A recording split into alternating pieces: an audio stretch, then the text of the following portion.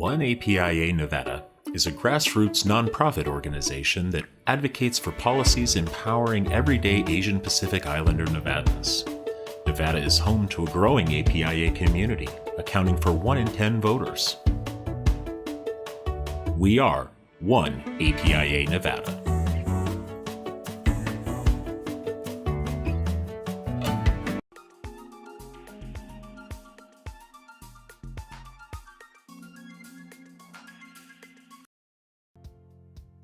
Concili Incorporated is Nevada's premier Democratic campaign firm. Fighting for progressive issues and candidates for over a decade, and proud sponsor of Battleborn Progress.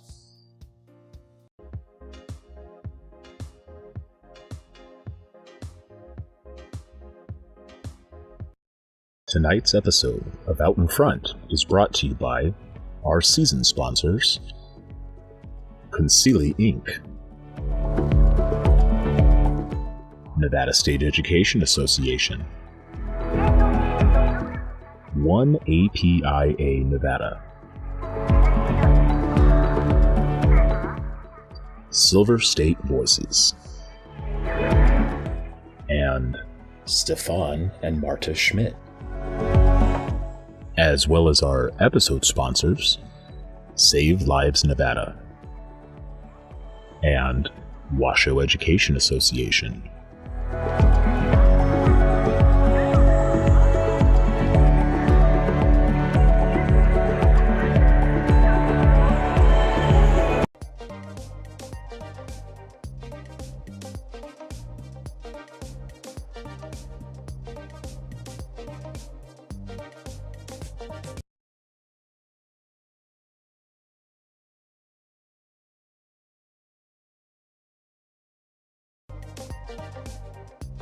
Out in Front with Annette. My name is Annette Magnus, and I'm the Executive Director of Battleborn Progress.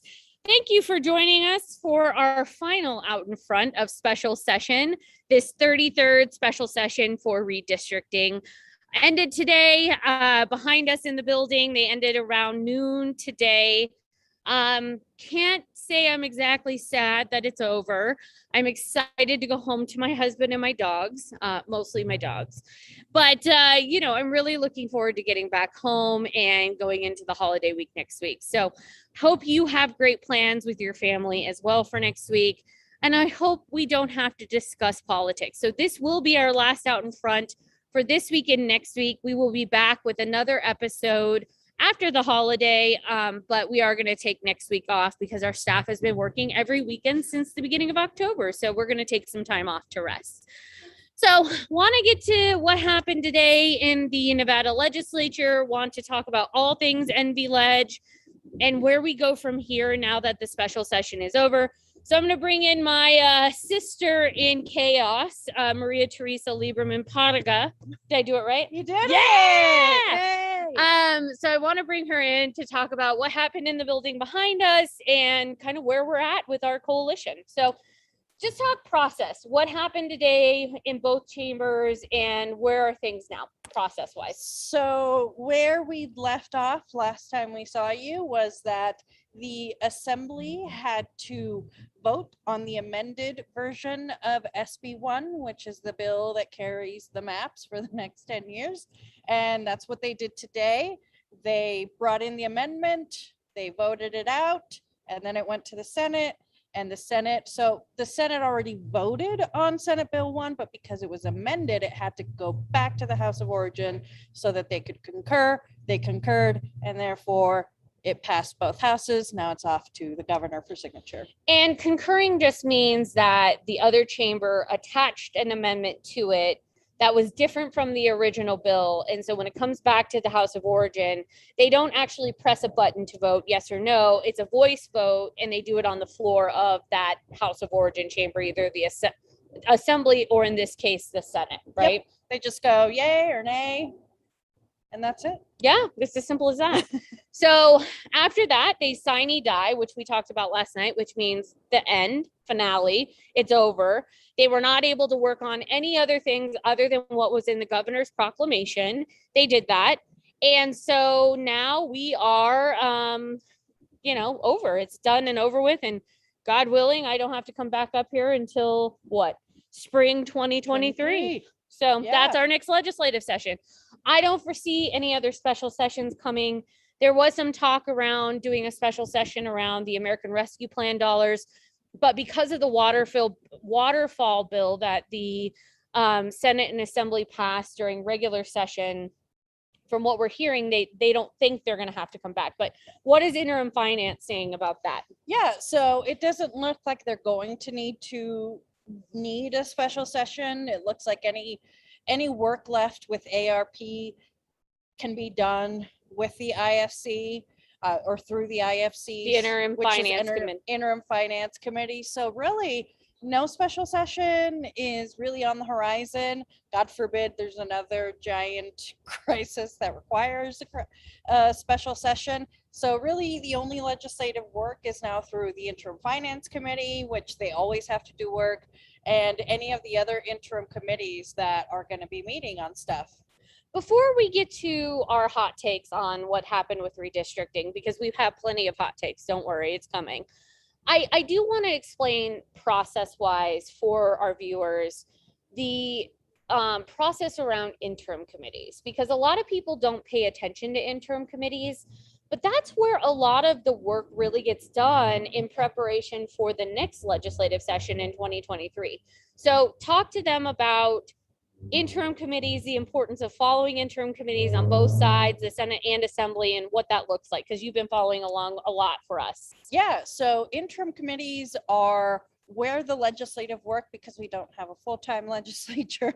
So in the between regular sessions or special and then a regular session, you have an interim committee, or you have interim committees. There's various ones. They have restructured them, so they have changed a little bit. The one that has always stayed the same is the Interim Finance Committee. What that is, it's the joint money committees from the Assembly and from the Senate. And essentially what the money committee does is it ensures that things that were put in the budget in this past session, and especially things for ARP now, are being dispersed. So they're basically checking the accounts for the state, basically. And so they have meetings on that. And the other committees, which now with this new legislation that was passed in 2019, that changes, or 2021, sorry, that changes the Interim Finance Committee. The committees look a lot more like the existing legislative committees during session.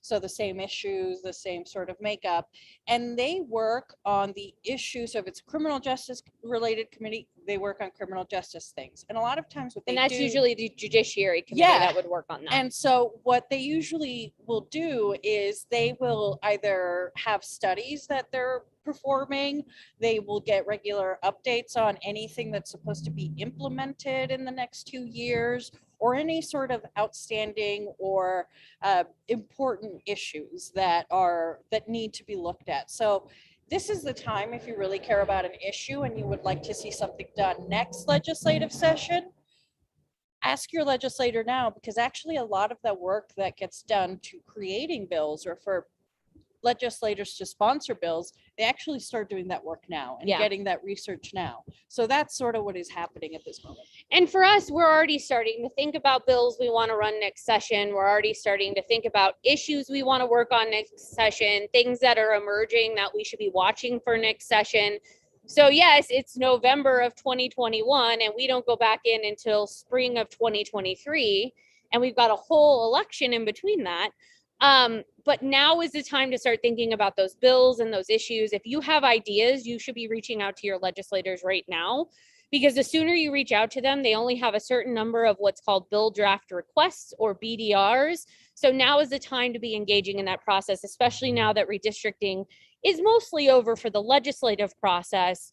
Now is the time to really weigh in with your legislators, regardless of party, to start seeing what we can move along and seeing what issues you care about as their constituents.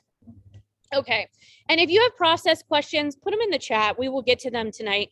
Maria and I can give you all of our latest and greatest on the process, both for regular session and for special sessions. So if you have a question on legislative process, put it in the chat. No dumb questions. We want to answer your questions and make sure you understand how your legislature works. So now this bill, I want to go back to redistricting, which was what we were working on in this building behind us all week this week. So redistricting now has passed out of the legislature. They have the maps for the Board of Regents, the updates for judicial candidates filing, which we needed from the registrars. We have the bill for the congressional districts. We have the bill for legislative districts, both Senate and Assembly. All of that is now moving to the governor and is being reviewed by the governor, and he will either sign it or veto it. We have heard that he will sign the bill. Mhm. What comes after that? So interesting what comes after that.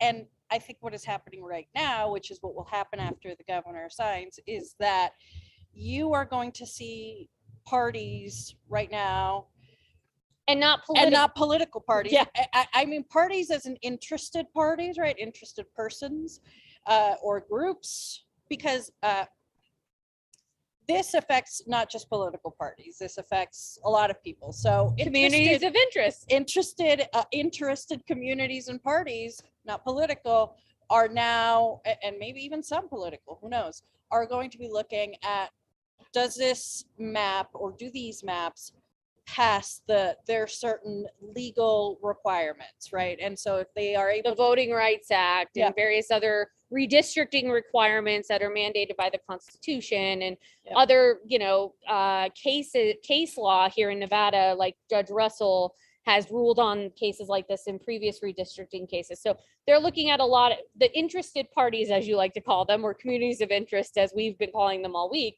Now take a look at that, see if there's something to be done in the courts potentially or not. Yep, that's what's going to happen next. So if you had to guess, Maria, do you think there's going to be lawsuits A filed? lot.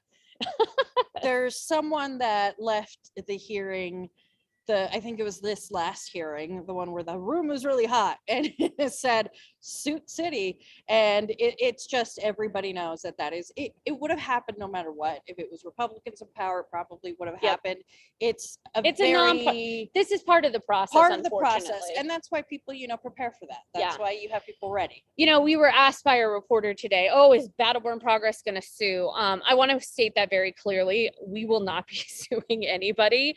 We made our voices heard. We voiced our concerns on the record.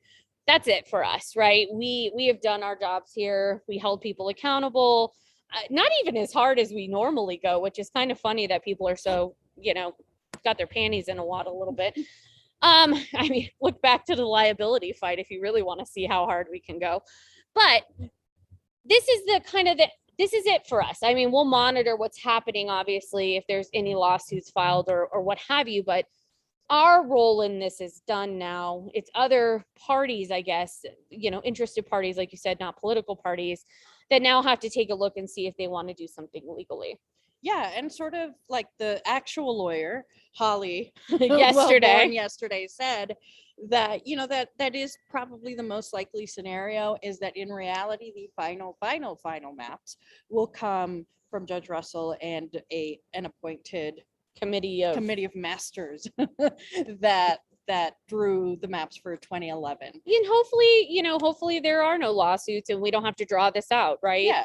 But if there are, then that's might be the most process we go down. So Yeah. we're not saying we know if there's one or not. No. What we're saying It's is just just sorta historically, this is usually the reading pattern. the tea leaves. And I think if a lot of folks are like, why are you talking about lawsuits? Those are people that either are too naive or don't really understand not understand the process, but don't know the process. Like if you were a regular person and you saw that there's competing interests and people that are very much waiting or needing this to turn out a certain way for their community, etc.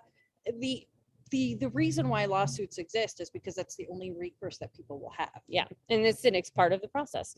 And you can do that, frankly, with any legislation, not just redistricting. We saw it with guns. We saw it with vouchers. We've seen it with lots of other We've seen issues. it with the DMV, where they're giving us $1 back and wasting our taxpayer dollars thanks to, a certain Republican Party. Lawsuits after legislative session are always a probability, and people should be ready for them. And honestly, don't be scared of them. Part of the process. Yeah. So I also want to talk a little bit about this notion that, we've heard a lot of criticism against the Nevadans Count Coalition.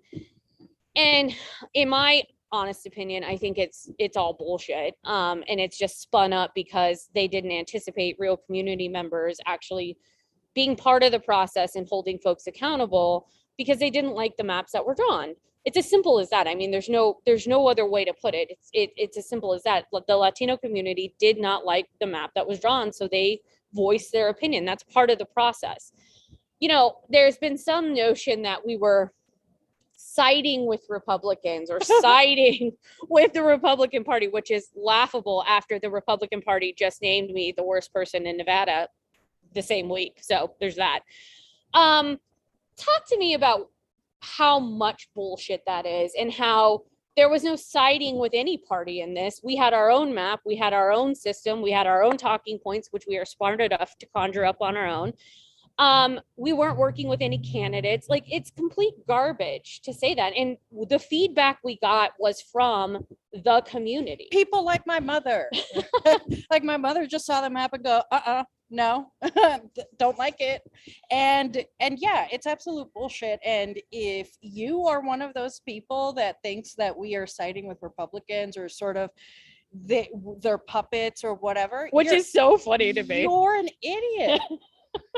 Like, go look at our Twitter and what we say to these people every single day. We hold the Republicans so to such a degree of accountability that the Democrats have never even experienced before. Yeah. And yet they're still whining that we're holding them accountable. It's laughable. And if the Republicans had done this, we would hold them accountable too. Same time. Actually, we would probably have to go more nuts it about would have them. been more because they would have been said terrible things. But it just happens to be that they didn't like the maps either and had their own maps, and their maps are neither here nor there, but that shit happens. I mean, we were right along with the libertarians with the stadium fight. Well, right. And that's the funniest thing. I want to go back to the stadium fight, actually, because I actually think that's a really important point. If you look back historically at the work that Battleborn Progress has done, us holding the legislature accountable in a nonpartisan way, we have a long history of that. I mean, in 2016, we put people's faces, Democrats' faces, on sellout graphics, which we did not do during the redistricting process. I want to point that out. None of that happened. It was not like this hardcore, we're going after people campaign. We put up a few freaking tweets letting people know what was going on. But we thanked Ira Hansen. I mean, I have to put that on the record. We thanked Ira Hansen during the stadium fight. Now, this is a man. He was right. Right. This is a man who we hold more accountable than anybody in this building on a regular basis. But he was right on that issue. We thanked him, right? There are times where, when politicians do good things, you have to thank them regardless of their party. It's kind of like, when folks out here were supporting liability, they were right in line with something that McConnell wanted. It's true. The Democrats were. That is true. The Democrats did support something that Mitch McConnell wanted just last year, friends. The idea that community organizations can't agree or disagree with friend or foe at certain times, depending on the situation, is laughable. Yeah. Like, you have to be a small-minded individual to think that that's how the world works. Well, and it actually would make us, in my opinion, less credible if we just marched in lockstep with every single thing the Democrats did. If I was out here, and we celebrate Democrats all the time. We thank Republicans too. But we just honored Lieutenant Governor Kate Marshall at our award ceremony. Mm-hmm. It's not like we're out here and various other Democrats spoke at it. It's not like we're out here bashing the Dems. Yeah, no, at no point did we bash them. We literally just expressed our opinion to our legislature, which is that is probably the most laughable yet actually shocking part of this whole thing, is that the sort of the attacks online to the various groups, from people that weren't even in the building, people just blogging or tweeting online thinking they know what is happening in here, when they're just probably hearing it from someone else and watching it online.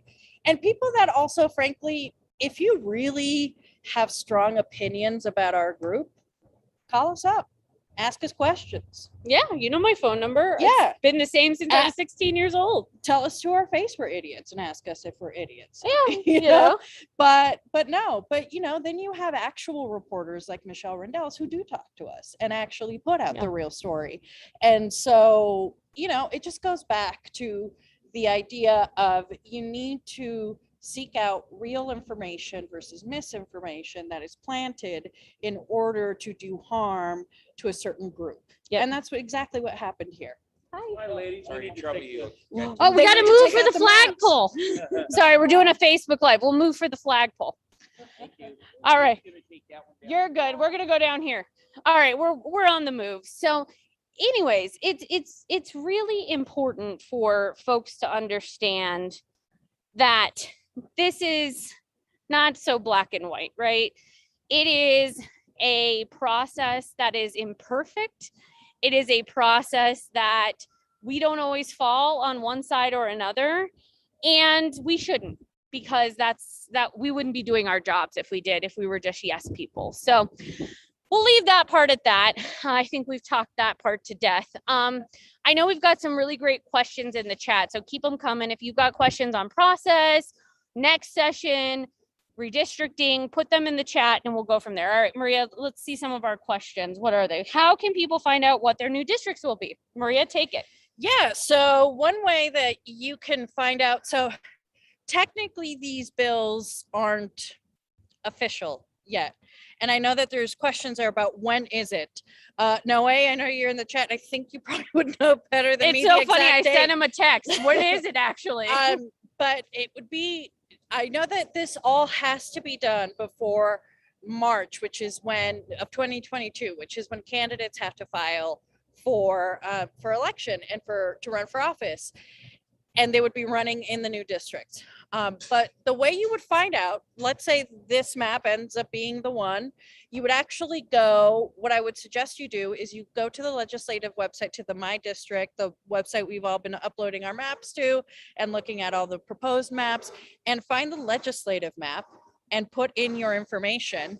It actually has a search bar where you can say, put an address, and you would be able to find out what district that would do. That's what a lot of people were doing to find out where they would end up. So, for instance, when I put in my district, on these current maps that were passed today, I found out that I am moving from sadly moving from Senate District 9 into Senate District 11, which I'm not sad about because now I have Senator Dallas Harris as my senator.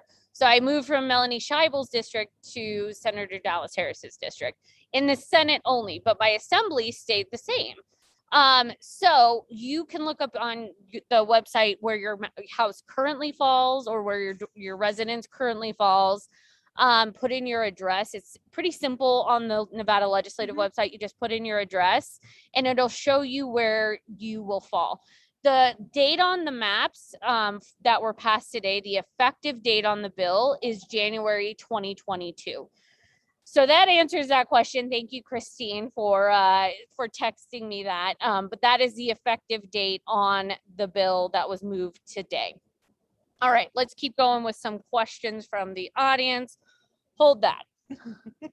Sorry, our desk got moved. Hang on. All right, so the next question is, SB1 passed today despite no support in testimony and lots of oppositions from organizations representing actual community groups. If legislators are open to new ideas for 2023, how can community members trust their representatives are actually listening? That's a very good question. And frankly, I wish I had the fix for that trust issue because it is very real, right? Especially with, I think, people of color. Yeah, especially with people of color. And frankly, I don't think the onus is on the community. I think the onus is on the elected officials to really, if you individually decide to meet with them, I think you ask them that very question. So I think if you're a community member, ask them that question, see what they say, and you make your own decision. And I think at the end of the day, at the community at large, it's the elected officials that owe explanations, right, to communities and groups representing those communities of interest. Well, and there was a lot of feedback, I should say rumors, floating around the building, which often happened, that legislators were very upset when we didn't meet with them in the Democratic Party or in the majority party. We were told we weren't allowed to.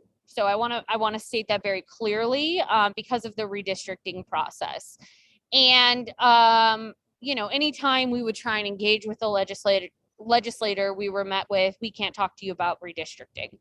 So I want to make that very clear on the record. We didn't have conversations with the majority party about this. They wouldn't engage with us on this. They, in fact, avoided us like the plague. So if they really cared about engaging with the community, maybe they should have reached out to us if they were actually concerned about the way we felt or feeling. And I want to address that question even further.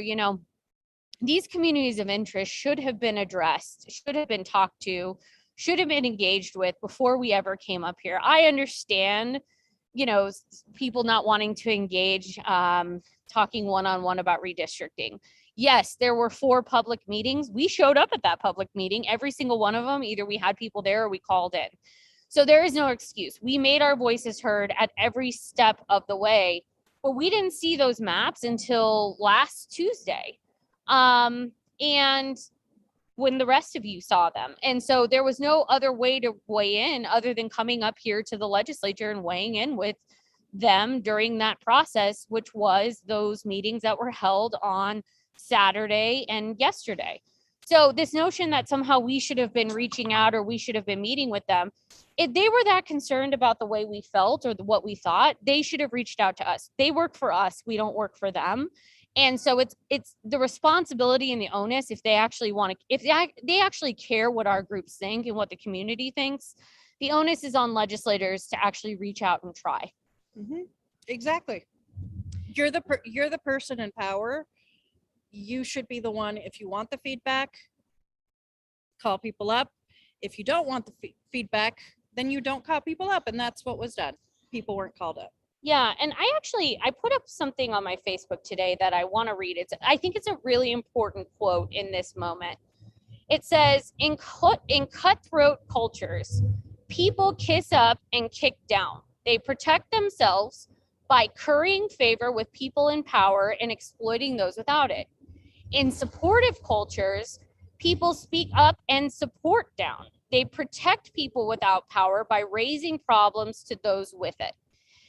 And I'd like to think what the Nevadans Count Coalition was doing in this moment was doing just that, raising the voices of the community and people who have no power to the people in this building with actual power. Yeah. And I'm not ashamed to be in that category. If reporters or bloggers think that we're just useful idiots, I'm a lot of things. I'm not an idiot. The community is not a bunch of idiots. People of color are not idiots. I'm a little tired of old white men telling me how to think and how to act. And I think communities of color probably feel the same way in this instance. And I can support a map that the community has created as an ally to that community. And I wish more people in our movement would do that. Don't you? Yeah, I absolutely do. And I wish more people and bloggers and people in this movement, industry, whatever you want to call it, actually were upfront. And because, like you said, you have people's numbers, you know where people work, we're all here, actually ask the questions up front in person. But no, people don't do that. Also in cutthroat cultures, people are too weak to actually go up to someone and go, hey, Annette, I have a problem with I you. have a problem with you, and we're going to talk about it. Yeah. No, they have other people say that to other people about other people, which is bullshit.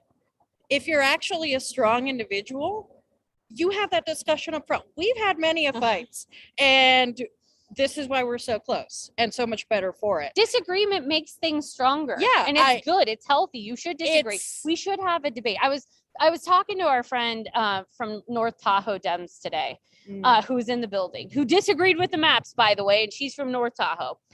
And she was telling me, you know, back in when she first started in politics, she loved politics because of the healthy debate that the parties and activists and people in power had.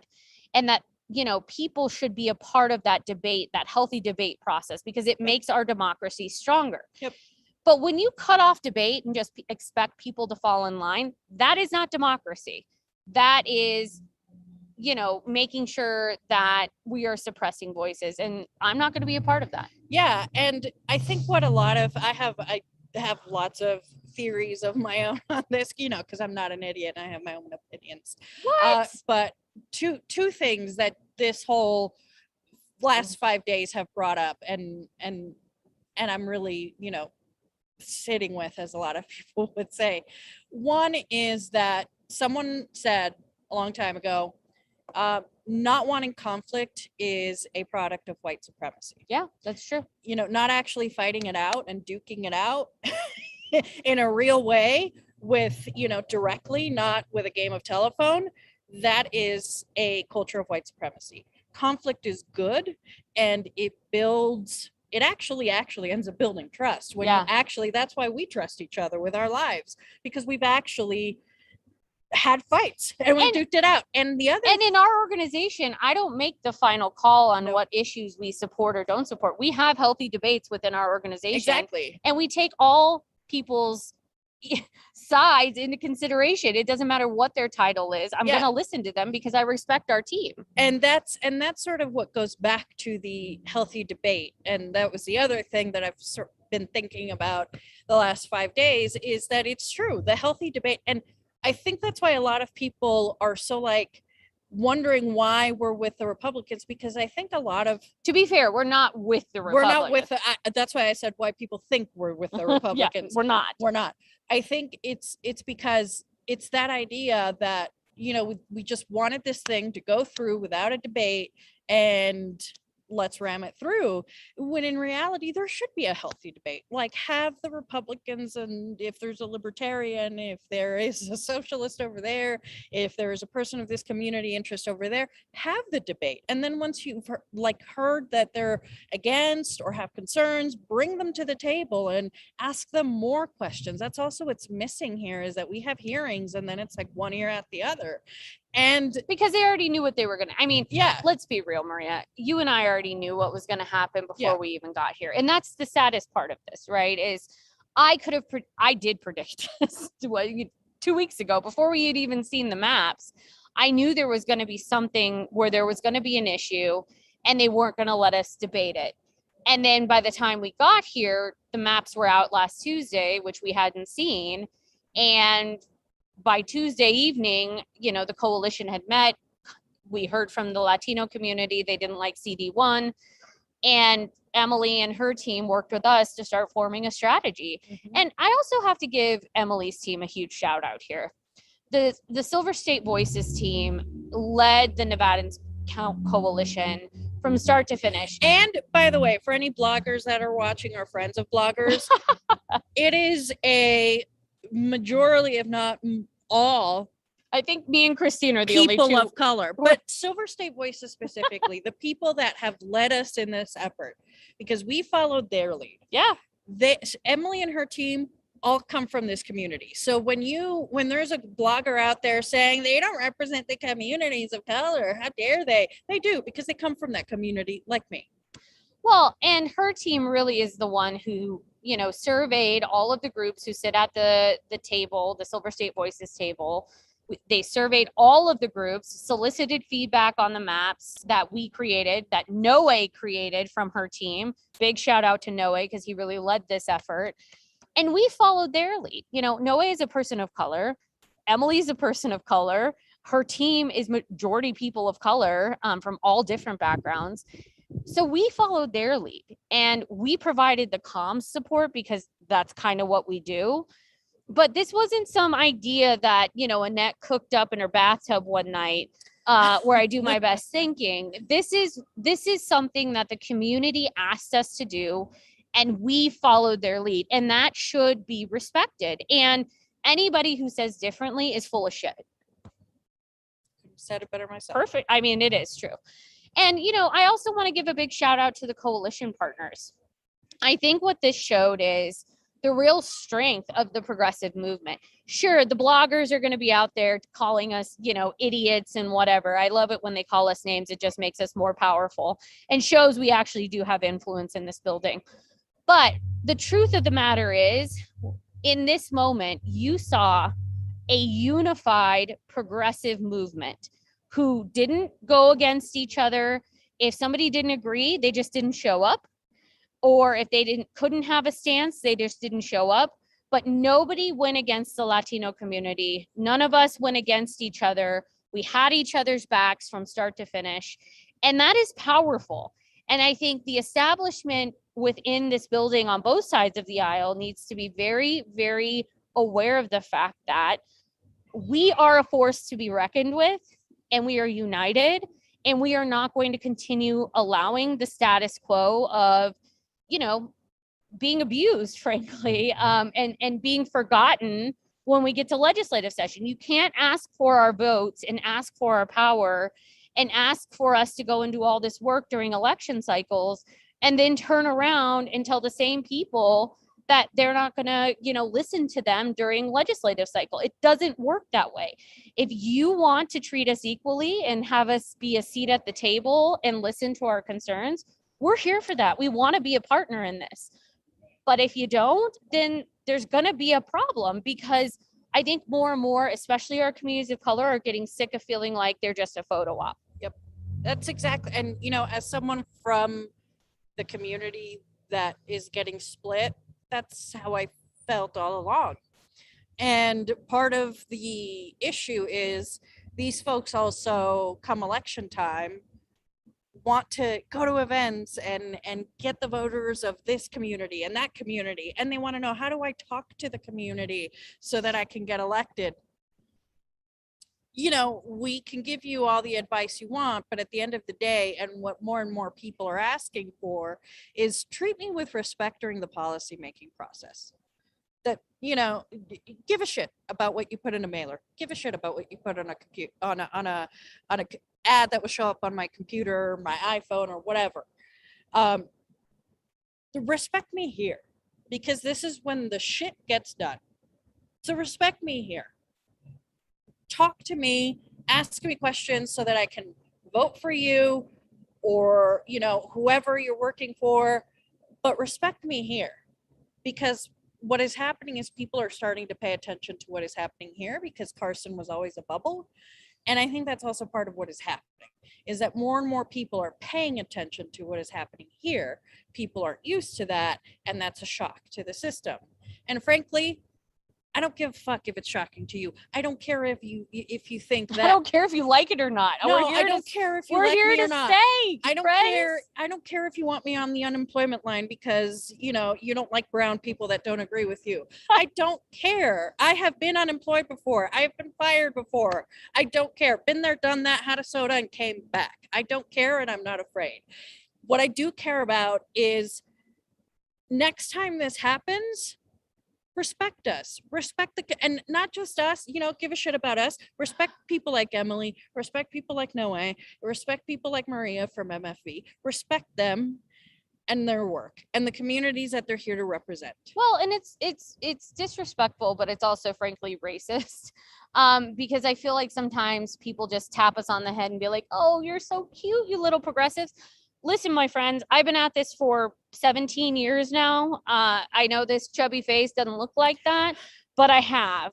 And I kind of know what I'm doing now. And I'm going to teach them all how to do it too, because that's actually how it should work, is teach the people who come behind you so they can do this work and be powerful in this building too. And that is what you're seeing, is people like me stepping back because I want to go work at Target one day, and teaching other folks how to do this work and be powerful in this work and own their power. And that is going to be happening more and more and more. And you're going to see us at the legislature here more and more and more. And so these folks need to get used to us being here and holding them accountable, regardless of their party. Yes, you may be our friend day to day, but when we're in this building, it's business. And, I know we said that they should have listened during this process. This is nothing new. If you go back and rewind the tapes from the last 2 special sessions last year when we started OIF, and then literally all of session this past spring, you're going to hear me talking about this over and over and over again in these OIFs, of that people actually need, these legislators need to respect us and take us seriously. Because this is always what happens. We show up, they act shocked that we don't fall in line. They do this whole song and dance. Oh my God, how could they possibly say this? And they knew what was coming. Don't let them fool you with this shocked thing. And then they act like we're somehow out of line by holding them accountable and doing our jobs. It's ridiculous. It's nonsense. Anyways, okay, I want to get back to questions because I could talk about this all night. These people irritate me. Okay, so another one from Noe. What other engagement did the legislature have with the community apart from the 4 meetings? Maria? That's it. And we showed up to all of them. Yeah, we did, and testified and listened in. That's it.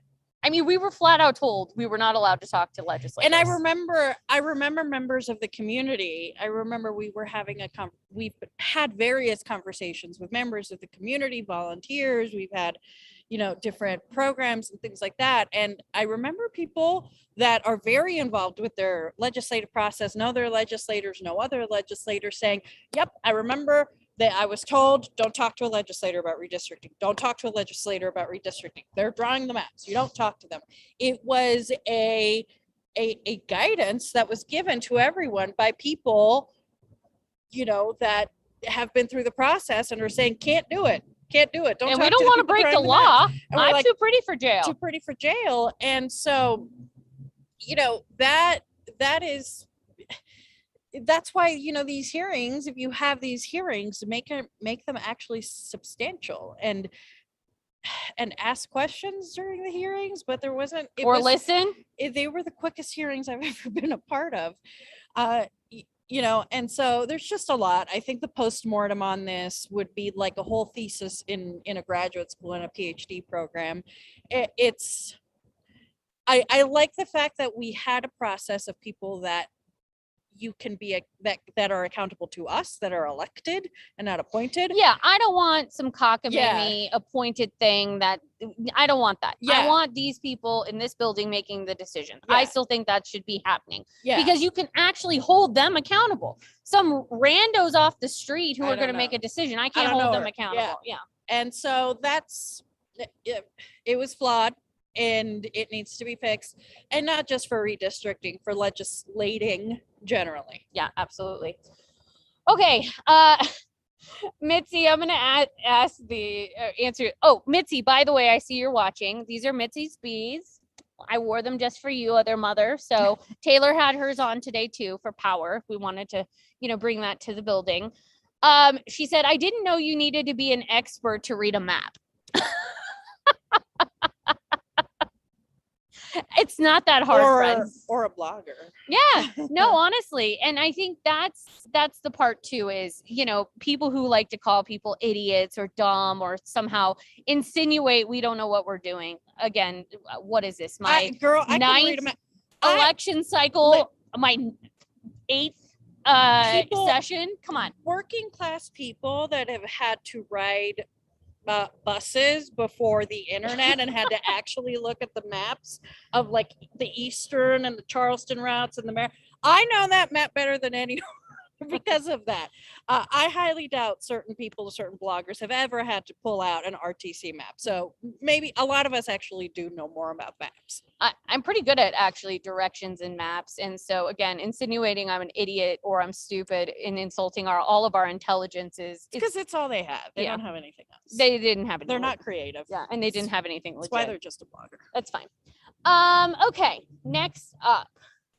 Will, how much do you think the delay in the data from the federal government affected this process?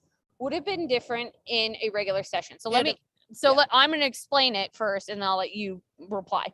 So normally what happens is we get the data back from the federal government in a timely fashion when there's not a global pandemic or a pandemic of a president.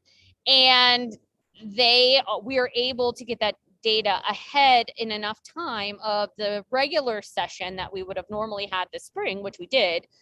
And redistricting would have been done as part of the regular session. I have mixed feelings on how it was. I actually think it was a blessing and a curse that it was done this way. And I can talk about why in a second. But normally it would be done during a regular session and not a special session. But we got that data back too late from the Census Bureau. Because of COVID-19, they extended the census, but also Donald Trump was playing games.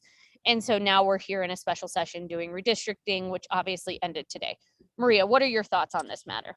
Same, that it really did significantly impact the work of the folks drawing the maps, of the folks drafting the bills, and generally the whole infrastructure that needs to take place in order to get this done. It was a lot better that it was during a special session on its own, because it is such a complex issue. It took 5 days just to talk about it, and the Senate at least suspended rules. So it took 5 days just for this one thing. And that's an expedited process. Like they suspended rules, and like we had a joint committee, so it was quick. But it also took 5 days. So that's a long time in legislative time, but also quick for, anyway, it's a vortex of time up here. But time is not real. But at the same time, can you imagine what would have happened if it would have been during a regular session? It would have affected so many other issues. They would have had to like kill bills that passed probably just because they didn't have the time. Well, and you want to also talk about the political implications. What would have ended up probably happening, and again, this is all hypothetical, but I can only guess based on what I know about this building since I've been here a few times, they would have used the redistricting process and held other things hostage for the redistricting process. So I will say, I do think keeping it out of regular session allowed those bills during regular session to move forward without a lot of drama. And they couldn't hold redistricting hostage or as a bargaining chip for other stuff. So we were able to get more stuff done during regular session. But I will also say it didn't allow it to become as partisan. It would have been way more partisan, I believe, had it been done during a regular session. So look, I think that piece of it, the way it was done, the way that those 4 hearings were held ahead of time and stuff like that, I think that part of the process was good. But I think if they really wanted to engage stakeholders who were up here holding them accountable, that should have been the next step of the process. And I think that is the part of the process that was missing, because there was no attempt to understand the real issues and where they were coming from. It was just, throwing talking points at a wall to see what sticks, trying to, discredit us or call us stupid, or say that somehow we were siding with a band of Republicans, which I wore a chicken suit to make fun of one of them. Yes, I'm siding with Keith Pickard. Yeah, that's what's happening here. Okay. So it's these ridiculous, nonsensical arguments to discredit us, because they just didn't anticipate what was going to happen and how the community did not like that particular map. You didn't see it with the other maps, honestly. The APIA community, we engaged with them. We asked them how they felt about the maps. They gave us feedback, and they didn't like the map either. Right. The even when their their community was heard, they still stood with the other communities. Right. And it wasn't, we asked them about their communities, got their feedback, solicited their feedback first. They ended up being fine with the maps. We wanted to make sure that they were comfortable with their communities being represented fairly. And then we moved on to other communities, and they stood with those communities in solidarity. That's what allyship looks like, friends. That's what you're supposed to do when you're working in a coalition, is you stand behind each other, even though Eric Jang said it perfectly on the record. Yes, the Asian community feels good about where we're at, but our Latino friends and community partners don't. And therefore we are standing with them in solidarity. That's what real solidarity looks like. All right, let's see if we got any more questions. Oh, Rudy's got a lot. Rudy's got a lot to say tonight. He's still on fire in the chat. We'll go to Manny first. How many appointed legislators, not those who have won election, voted for the maps? That's a really good question. So I do know there is one in the Senate who was sworn in particular for this session because Senator Ben Kiefer resigned because he's on the Gaming Control Board now. And he was appointed by Governor Sisolak for that. And so there was a new person appointed to his seat, but people appointed just for special session was only one person. Now, there was a person appointed during the regular session, which was Senator Donate in the Senate as well, but he went through the entire regular session and now has come into special session. Yep. So those two people are the two people that I remember that were appointed to serve. Oh, I take that back. There was one in the assembly as well. Tracy, I can't remember her last name. Anyways, there's an assemblywoman in this assembly. Yes, for Thompson, right? Yeah, that was also appointed as well. So but she served again during the regular session and was able to serve that entire session last session and then served into this special session. So hopefully that answers your question, Manny. That's off the top of my head. Oh God. Okay, let's see what Rudy has to say because he's on fire. Rudy, did we really talk about it or was it 5 days of bullshit? I'm gonna let you decide that, okay, friends? I think, Rudy, we talked about it, okay? So don't give me that, Rudy, because we talked about it. It was on them to have it not go 1 year out the other. But one point I do want to talk about is about stuff being held hostage. And Rudy actually brings up a good point. And it's something that Christine and I were talking about earlier today, and we've been talking throughout this process. You know, our friends in this building have been talking a lot over the past sessions about, oh, well, we can't do this bill because we've got to be here for redistricting. Ooh. Oh, we can't do this thing because we've got to be here for redistricting. Yeah. Okay, so we're here for redistricting and you're still not talking to us. So to me, it's just, it's an excuse, and it's always an excuse as to why we can't do more, or why they can't listen to us, or why we can't do real things for the community. And I think the community is starting to see through that. And I think that's what you're seeing in the building is people starting to be like, okay, so when are we going to do real stuff? I'm starting to understand and act like my mom, who, when she would walk in and be like, you didn't clean your room again? Oh, because I had homework. Oh, you didn't clean your room again? Oh, because I didn't feel well and I took a nap. Oh, you didn't do...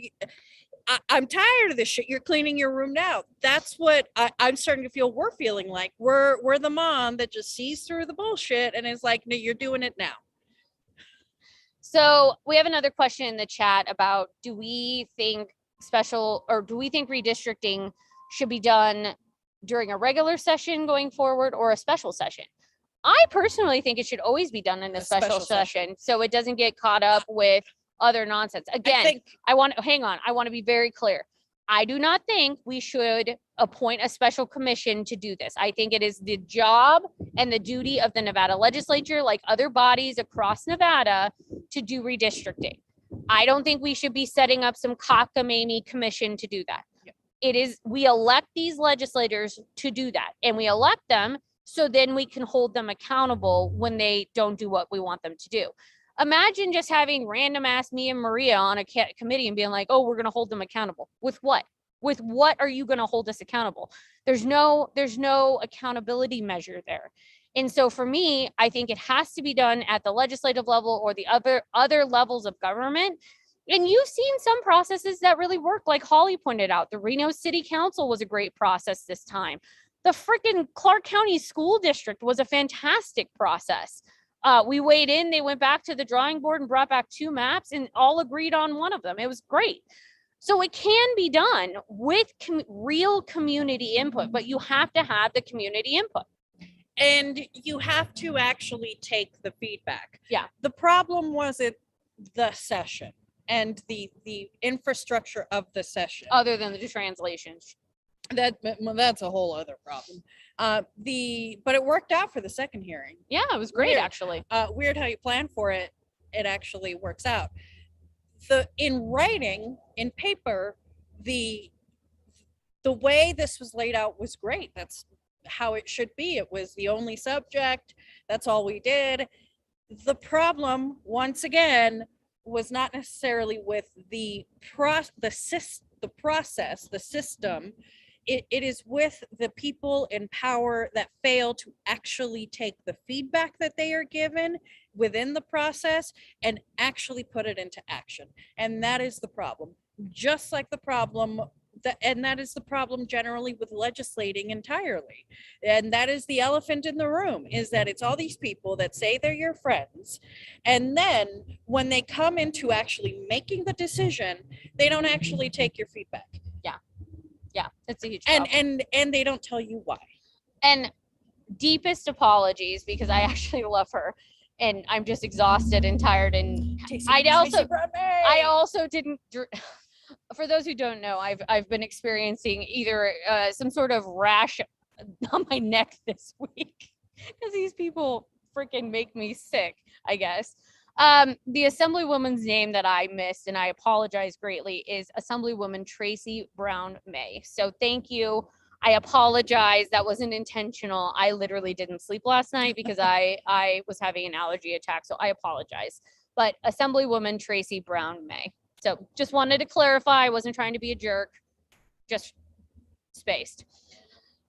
Okay. Next question. Oh, it's more Rudy. Okay, I'm not doing that. Okay. Rudy, you should have just come up here. Right? He's on such a tear. He should have just come up here if he had such an opinion about things. I know he was watching his child so that his wife could come up here and do amazing things. So I appreciate you finally being a dad for the week. Good job. Good job, Rudy. Okay.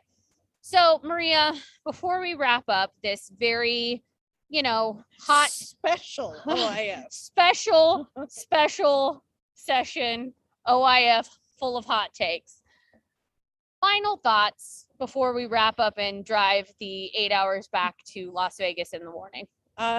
Final thoughts that, this one, we're adults. We understand how all of this works. We've been at this for a while. We're not idiots. And people shouldn't treat us like idiots and the community like idiots. And the people that are in power should do more to, and I'm not saying do more, period, because I know someone would be like, oh my gosh, you think you need to do more, and then they're going to get angry. No, I think you need to do more to show that you actually respect the people that get you elected. And the way that you do that is you actually talk to them and you explain your rationale, you explain your reasoning for things. You don't just say, hey, I'm not going to do this, or we're going to pass this and that's it. You actually bring them along and you talk to them. For example, the only person that came up to us after a hearing and apologized about the translation issue, that was a Republican. That's how you do it. Republican, Democrat, whatever in between. The way you show respect to people is, like we were saying earlier, you go up to them and you talk to them, you ask them their problem, or you express your problem, and then you actually explain your reasoning for things, and you come to it. That's a healthy debate. You come to some kind of consensus. Or there have been times where Assemblywoman Maggie Carlton or a senator this or senator that have come up to you and have said, hey, Annette, I have to take this difficult vote because of this. There's a deer on OIF. The deer is crossing the road right in front of us. And Eric Chang is not here for a selfie. And it's a beautiful deer with antlers. So that's happened before. We've had legislators come up to us and say, I have to take a difficult vote, but this is why. Yep. And then you're like, I get it. I totally get it. I understand it. And because of that, I'm going to honor your wishes to not go after you so hard, or say this or say that. That is how you do this. That is how you should be doing showing this. Respect, right? Yeah. And showing a mutual respect between us and them. And there are a lot of legislators who have done that with me before. And I think Assemblywoman Carlton is such a great example because she, I think, is a stateswoman and I'm sad to see her go, frankly, because I think a lot of these legislators could learn a lot from True her. loss for Yeah. Nevada. Okay, so my final hot takes on this is make sure you're involved in the interim committees. The interim committees are incredibly important. It sets us up for everything we do going into the 2023 session. Please believe we will be back out in front with you for the 2023 session and literally anything else that happens between them. But this legislative session was important to have on redistricting. And overall, I think the process was good, minus the translation services, which I do think the legislature as a whole needs to do better on, not just for Spanish speakers, but all language speakers, including American Sign Language. Because if the Clark County School District can have an interpreter for every single school board meeting, I think our state government can do the same thing. I also think, this is another reminder that the state of Nevada needs to continue to make its process more accessible to all people, regardless of their background, regardless of where they live, regardless of, if they have broadband or not. That is something that Taylor brought up earlier this week. A lot of folks in Nevada still don't have internet access, reliable internet access. So we need to make this system overall, not just for redistricting, a more transparent and more accessible process for everyone, because again, these folks work for us. But aside from that, we are excited that we got to come back up here again for a session, contrary to popular belief. I know I whine a lot, but I do love coming to this building and I love being here. And I know our team loves doing this work. Legislative session, I always think, is when we shine the most. And I couldn't do it without my entire team. Maria Teresa, who's here with me, Paula, our new admin person, who's here with us as well. She's done an amazing job following us around the hallways and doing things like that. Mike, who runs tech for me and also is the master of hot takes. Will, who is our communications director, who does amazing work and writes all those press releases we put out. Anwar, who's new and just super excited to be part of the process. Brenda, and Amber, who stays up here and does work in Northern Nevada all the time and has been with us through thick and thin while we've been up here. So I just want to say thank you to my entire team for always hanging with me and always having my back and keeping me laughing even when things really suck, because I couldn't do this without them. And then I want to thank the Nevadans Count Coalition, because that coalition it's just been such a delight to actually have a functioning, real coalition to work with. People who can have my back, my team's back. Emily is a warrior queen and she has assembled a mighty team. Noe led us through this redistricting process and really guided us and has been such a resource of information. Fabiola for all of her data work, getting those maps together at 1 a.m. Her entire Giselle for getting us our hotel rooms, the whole team who's been up here fighting right alongside us, and all of our community partners. We don't do this work alone. We have a whole plethora of community partners: Ben, Christine, Holly, Maria from MFV, all of the folks who've been up here with us all week. I know I'm forgetting Taylor from NVAN, Eric from ACDC. There's so many of them. I often forget them when I just start rattling them off, so I try not to. But, we don't do this alone. We have so many amazing community partners. We have so many amazing groups that we have the privilege and honor of working with. And so I just want to thank them for being by our side and really leading us this week, because it was their work that led us here. So from all of us to you, thank you so much. Make sure that you continue following along with us on Out in Front. We're not done with Out in Front. We'll be back the first week of December on that Thursday evening at 5 p.m. So join us on that day. Again, we'll be taking a break for the holiday next week so that our friends on our team can rest. But we will be back with you the first week of December for our next Out in Front. So join us then. All right, we're signing off from Carson City. Hopefully we won't be back up here until 2023. So hopefully you'll continue to join us on Out in Front, because we're not done yet. Thanks so much, everybody, and I hope you have a great evening. Stay safe.